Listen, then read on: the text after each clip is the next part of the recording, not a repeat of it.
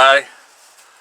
I'm representing the Moore family by myself this month, but I promise you, a younger, better looking me will be back next month. Tonight I want to talk to you just about my week and my reflections on that. This was a tough week for me. I was having a real pity party for myself. I was down. I hadn't been this down in months, maybe years. It was just seemed like everything was going wrong. I mean, we got here to Alabama. The equipment that I depend on, every bit of rodents that got in it, them ground squirrels or whatever, just chewed up all the wiring. I mean, it was hours and hours of just nothing but trouble, and then everything I touched needed my attention. I couldn't get to what I was scheduled to do to get ready for this build for the chapel, to get ahead of the volunteers that are coming in on Sunday the 12th. So it's been kind of tough. Everything going wrong, and then even like our tent ministry, everything's was wearing on me. You know, the enemy was attacking, and I was allowing them to do so because I wasn't where I needed to be in my walk this week.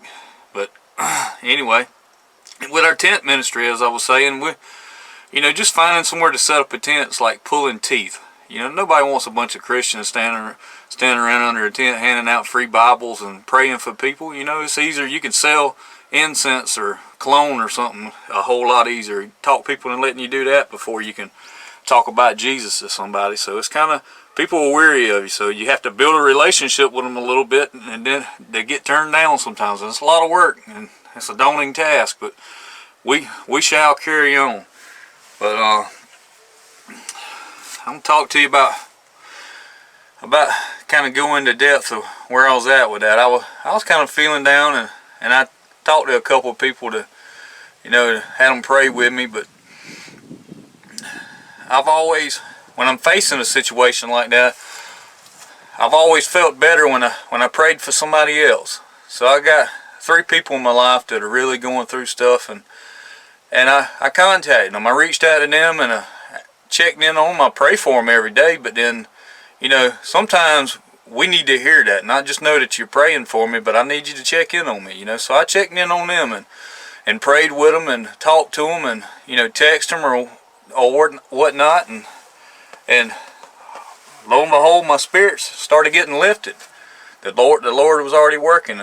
Well, I still wasn't in the best place, but it was raining. I'm felling trees in the rain, and it's cold, and I'm just miserable, and I'm like, Lord, I'm in a valley. I'm praying, you just need to help me out of here. And I look up, and this whole, I guess, a flock of crows. They were the biggest crows I ever seen. They reminded me of ravens, and I start thinking about Elijah and the raven. I was like, now, what one raven could do for him, I think God just sent those birds at that moment to remind me that, don't worry, I got it covered. So that gave me some ease and peace of mind. And there's a verse that I went to. Psalms 46:1. God is our refuge and strength, a very present help in trouble. And that is so true. Whenever there's anything going on in my life, even when I wasn't walking too close to the Lord, I still turned to Him when things got tough. But now it's not, He's right there. There's a lot of times things are just a whole lot easier because I'm walking close with the Lord, and I'm thankful for that. I'm thankful that He loved me enough to save me from the sinner that I was, and I'm glad that I have that salvation now. And there's also a poem that I've shared with a few people. Maybe some of you already know it, but it's let's see who it was written by. It's written by Jane Eggleston, and it's called "It's in the Valleys I Grow. Sometimes it seems hard to bear, full of sorrow, trouble, and woe. It's then I have to remember that it's in the valleys where I grow. If I always stayed on the mountaintop and never experienced pain, I would never appreciate God's love, and it would be living in vain. I have so much to learn, and my growth is so very slow. Sometimes I need the mountaintops, but it's in the valleys where I grow. I do not always understand why things happen as they do, but I'm very sure of one thing: my Lord will see me through. My little valleys are nothing when I picture Christ on the cross. He went through the valley of death. His victory was Satan's loss. Forgive me, Lord, for complaining when I'm feeling so very low. Just give me a gentle reminder that it's in the valleys where I grow. Continue to strengthen me, Lord, and use my life each day to share your love with others and help them find their way. That's a pretty good prayer there at the end. Thank you, Lord, for the valleys. Lord, for one thing I know, the mountaintops are glorious, but it's in the valleys where I grow.